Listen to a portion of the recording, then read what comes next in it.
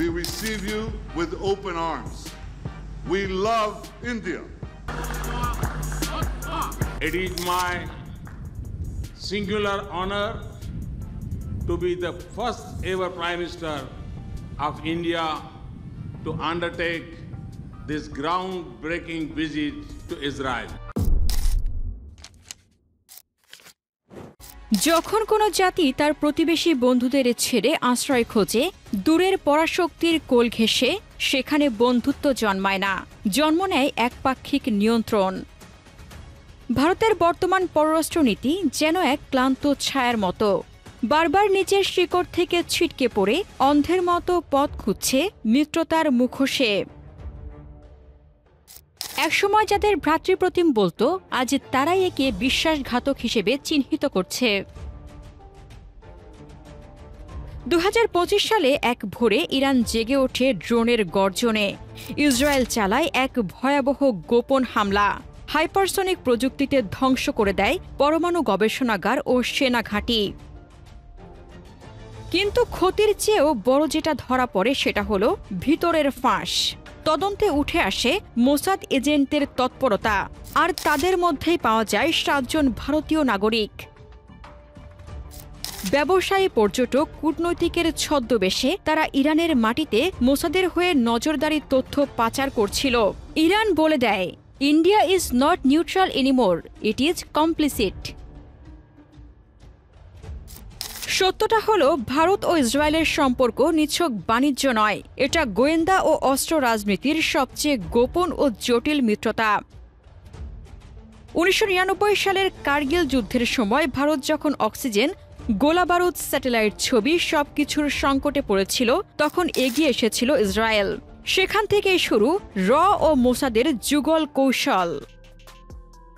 Bharat Israel থেকে একে একে কিনেছে IAI হিরন ও searcher drone, Harop kamikaze drone, spyder SR এবং MR air defence system, ELM 2084 radar এবং spike anti tank guided missile.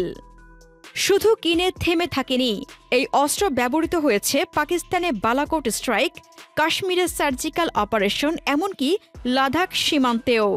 র ও মোসাদ মিলে পরিচালনা করেছে surveillance network, facial recognition system এবং border infiltration tracking system.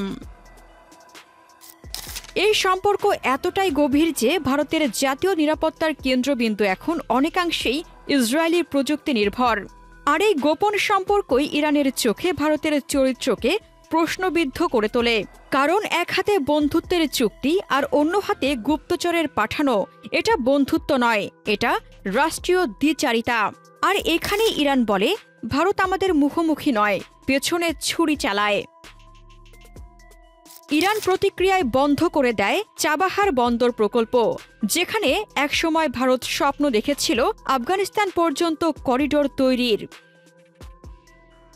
Iran সরাসরি জানায়, আমরা এখন চীনের সাথে কাজ করব, কারণ চীন হয় শত্রু, না হয় বন্ধু, কিন্তু ছদ্মবেশী নয়। ভারতের দিক থেকে কোনো প্রতিবাদ, কোনো বিবৃতি, এমনকি কোনো প্রতিবিম্ব দেখা যায় না। এ ঘটনা একা নয়, ভারত একের পর এক প্রতিবেশী হারাচ্ছে। পাকিস্তান তো বহুদিন আগেই শত্রু। আফগানিস্তান তালেবানের হাতে চলে যাওয়ার পর ভারত সেখানে কোনো কূটনৈতিক সম্পর্ক রাখে না। নেপাল সীমান্তে বিরোধ, মানচিত্রে উত্তেজনা, বাংলাদেশে চীনের প্রভাব বিস্তার, সবখানে ভারতের অনুপস্থিতি। শ্রীলঙ্কা ভারতের আহ্বান উপেক্ষা করে হাম্বান টোটা বন্দর চীনের হাতে তুলে দেয়। এদিকে আন্তর্জাতিক মহলেও ভারতকে আজ সন্দেহের চোখে দেখা হয়। জাতিসংঘের কাশ্মীর রিপোর্ট ভারতকে নাজুক অবস্থানে ফেলে দেয়। OIC বরাবর মুসলিম নিপীড়ন, সংখ্যালঘু অধিকার লঙ্ঘনের বিরুদ্ধে তীব্র নিন্দা জানায়। ভারত এসব ক্ষেত্রে শুধু ব্যাখ্যা দেয়, আর বাকিরা নীরবে সয়ে যায়। ভারতের রাজনৈতিক নিঃসঙ্গতা আরও চোখে পড়ে BRICS ও SCO এর মতো আঞ্চলিক প্ল্যাটফর্মে। BRICS-এ ভারত বারবার নেতৃত্ব দাবি করলেও চীন ও রাশিয়া তাতে সম্মত নয়। SCO সম্মেলনে পাকিস্তান ও চীন একই সারিতে বসে, আর ভারত নিজেই মনে করে সে এক নিমন্ত্রিত বক্তা, সিদ্ধান্ত গ্রহণকারী নয়। আর সামরিক শক্তির দম্ভ, তা গালওয়ান সংঘর্ষে চূর্ণ হয়।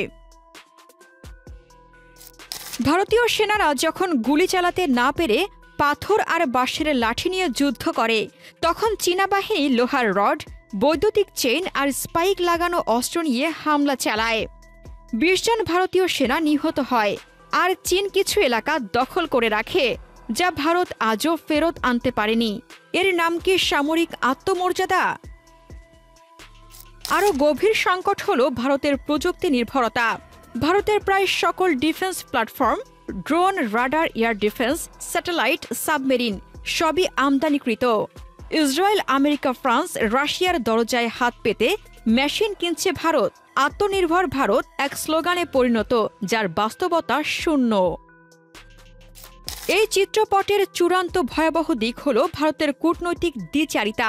একদিকে রাশিয়া থেকে তেল নেয়, আবার আমেরিকার সাথে কৌশলগত মহড়া চালায়, ইসরায়েলের হয়ে গুপ্তচর পাঠায়, আর মুসলিম বিশ্বে বন্ধুত্বের নাটক করে। সবাইকে খুশি রাখতে গিয়ে কেউই তাকে আর গুরুত্ব দেয় না। রাশিয়া ভাবে ভারত পশ্চিমা ঘেঁষা, আমেরিকা ভাবে ভারত দ্বিমুখী, আর মুসলিম বিশ্ব ভাবে ভারত প্রতারক। সব মিলিয়ে ভারত এমন এক রাষ্ট্রে পরিণত হয়েছে যেটা প্রতিটি দরজায় কড়া নাড়ে, কিন্তু কোথাওই স্বাগত পাচ্ছে না। অস্ত্র কিনে যদি শক্তি হতো, তাহলে নাইজেরিয়াও সুপার পাওয়ার হতো, কিন্তু জাতিকে সুপার পাওয়ার বানায় বিশ্বাস, কূটনৈতিক সততা আর আত্মমর্যাদা। ভারতের হাতে এখন নেই একটিও। আজ ভারতের ভূ রাজনৈতিক মানচিত্রে যদি কেউ চোখ রাখে, দেখবে তার চারপাশে শুধু খালি স্থান।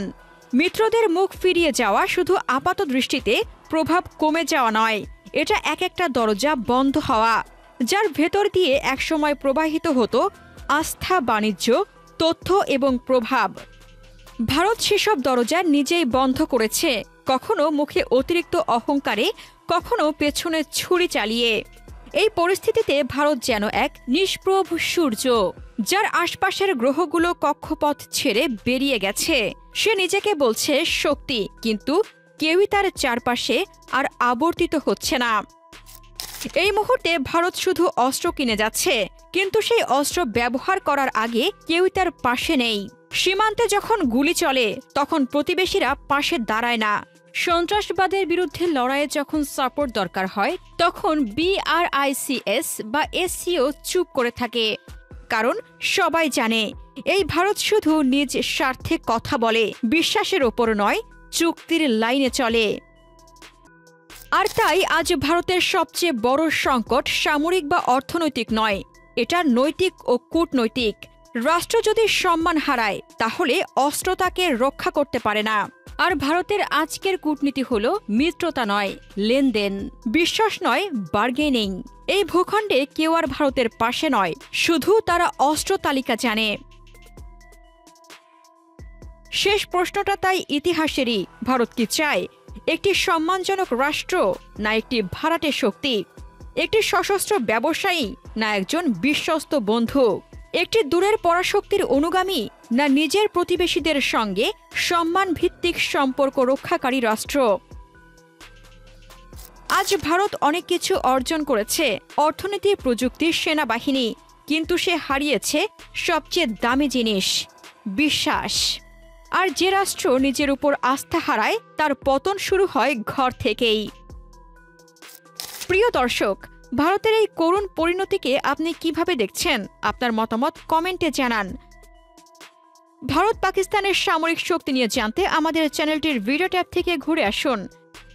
এই ভিডিওটি ভালো লাগলে লাইক বাটনে ক্লিক করুন।